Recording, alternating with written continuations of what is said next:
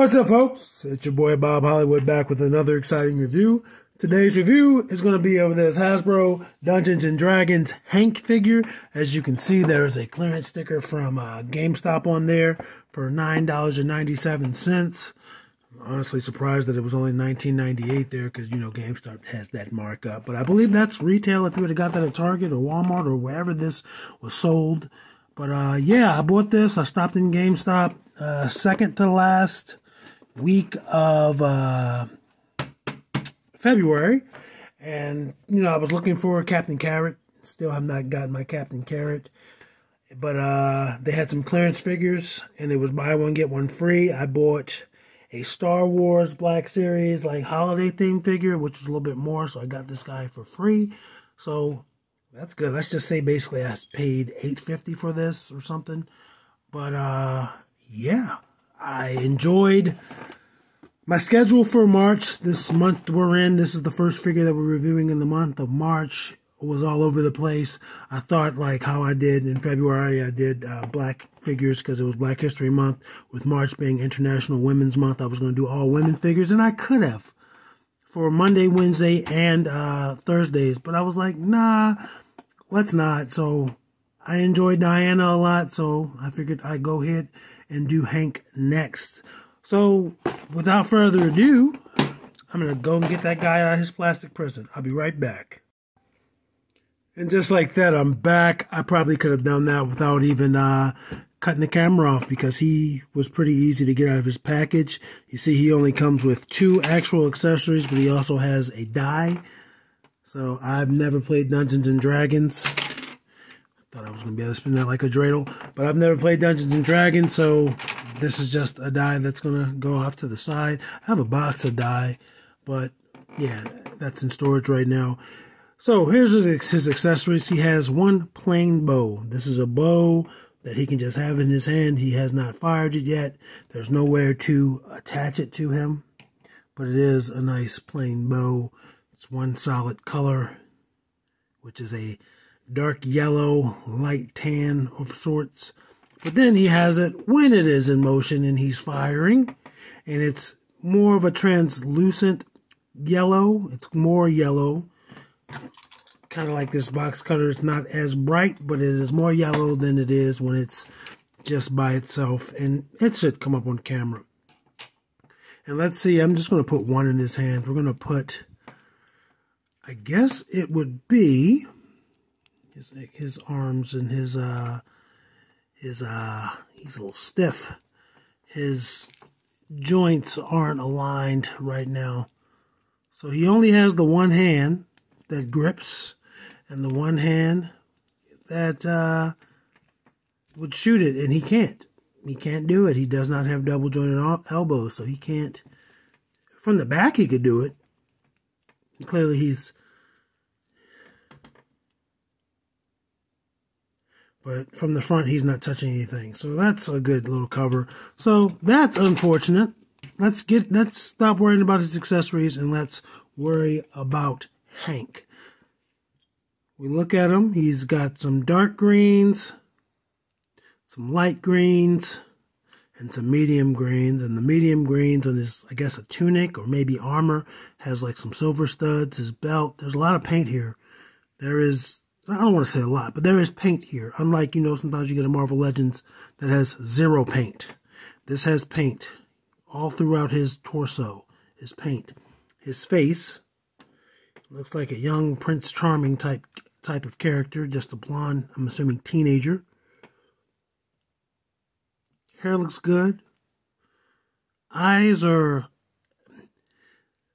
they look almost gray and purple in person. And I can't see. They don't look like normal. I don't want to say normal. There are people with eyes that are like this, but they are very distinct eyes. And as you can see, he's a little loose. I don't like that. He came out the packet. I noticed that as soon as I took him out of his paper wrapping. And it's the same details on the back. Boots are basic.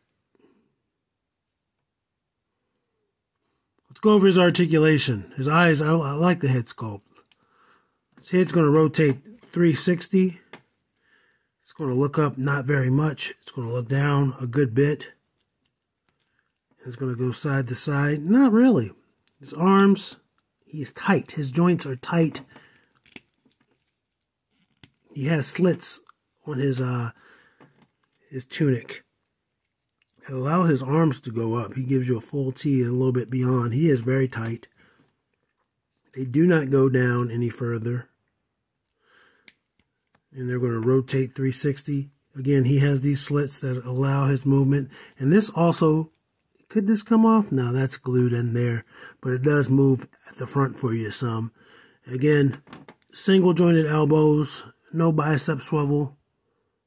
That's all he's going to give you with his arms. Double jointed elbows there would have been cool. And his wrist is going to rotate. He does, let me get in there real good. He does have a wrist hinge. It is horizontal. It's vertical in his left hand. And on his right hand, it's the same. It's not going to do much for you because of how his uniform is, his outfit is. In his waist, there's just the one piece of articulation. He's going to rotate 360, tilt to the side. Go down that forward, back that much, and again, mine is very loose. But it holds its pose. It's not like he doesn't hold his pose, it's just that it's loose.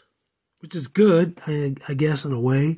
There's a little blemish there from just the plastic molding. There's nothing I can do about that.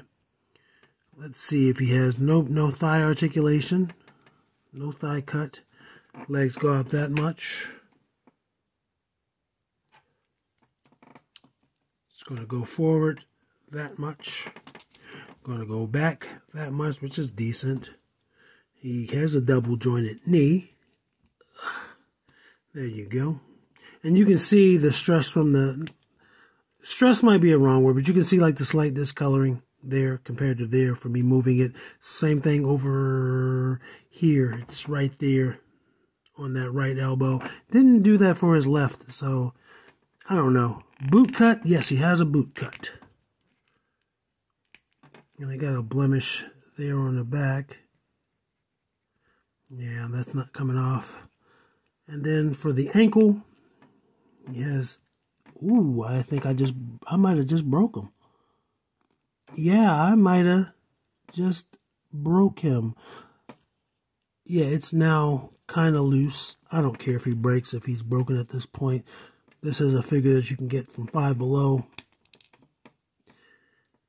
Yeah. Can he stand? Yeah, so I have him so he can stand.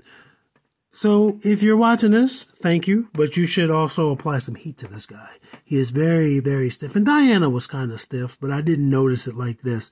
This guy is a lot stiff. His ankle peg is going to not be very useful. It's kind of, you can see it, it's kind of small. So yeah, apply some heat to this guy, loosen him up a little bit. Maybe not, hopefully he doesn't get that loose. He has peg holes on the bottom. And he just has the one set of hands, which sucks. Maybe I can apply some heat to him, but he doesn't have double jointed elbows. I don't see him holding that. Anyway, that's enough of me talking about him. Let's do some size comparisons. And him, just like Diana, he's going to be an Eternian. He's going to live in Eternia.